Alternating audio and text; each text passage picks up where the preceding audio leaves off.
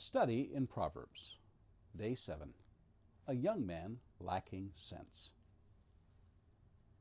My son, keep my words and treasure up my commandments with you. Keep my commandments and live. Keep my teaching as the apple of your eye. Bind them on your fingers. Write them on the tablet of your heart. Say to wisdom, you are my sister, and call insight your intimate friend, to keep you from the forbidden woman, from the adulteress with her smooth words. For at the window of my house I have looked out through my lattice, and I have seen among the simple, I have perceived among the youths, a young man lacking sense, passing along the street near her corner, taking the road to her house. In the twilight, in the evening, at the time of night and darkness. And behold, the woman meets him, dressed as a prostitute, wily of heart. She is loud and wayward. Her feet do not stay at home. Now in the street, now in the market, and at every corner she lies in wait. She seizes him and kisses him, and with bold face she says to him, I had to offer sacrifices, and today I have paid my vows. So now I have come out to meet you, to seek you eagerly, and I have found you. I have spread my couch with coverings, colored linens from Egyptian linen. I have perfumed my bed with myrrh, aloes, and cinnamon. Come, let us take our fill of love till morning. Let us delight ourselves with love. For my husband is not at home. He has gone on a long journey. He took a bag of money with him. At full moon he will come home.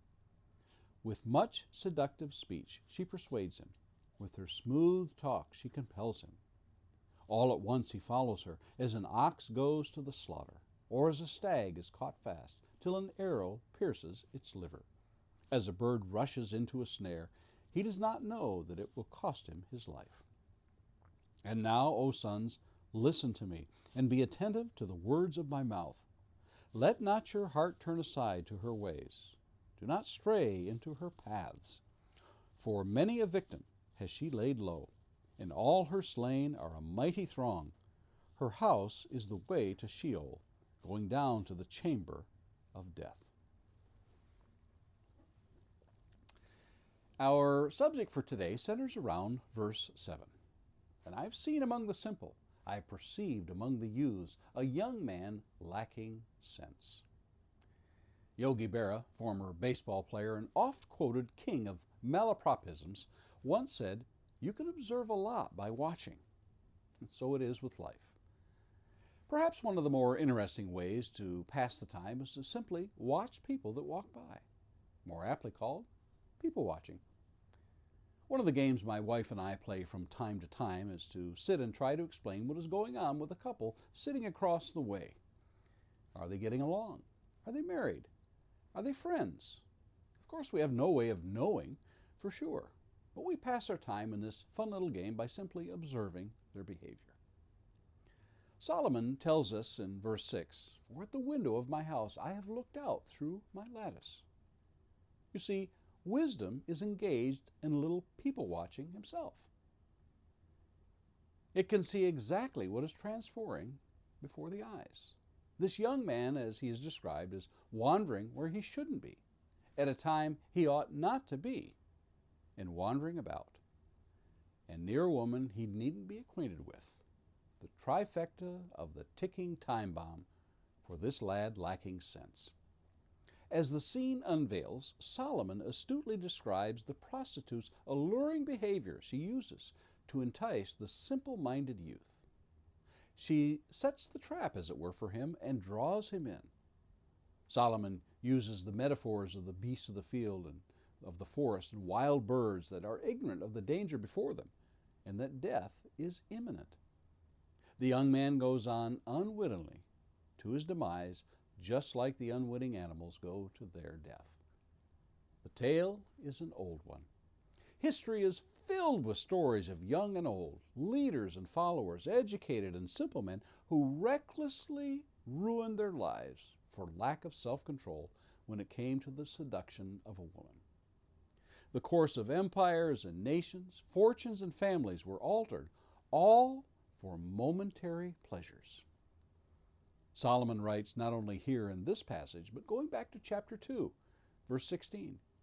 so will be delivered from the forbidden woman, from the adulteress with her smooth words.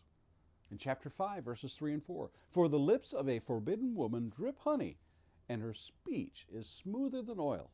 But in the end, she is bitter as wormwood, sharp as a two-edged sword. And finally, in chapter 6 and verses 24 and 25, to preserve you from the evil woman, from the smooth tongue of the adulteress.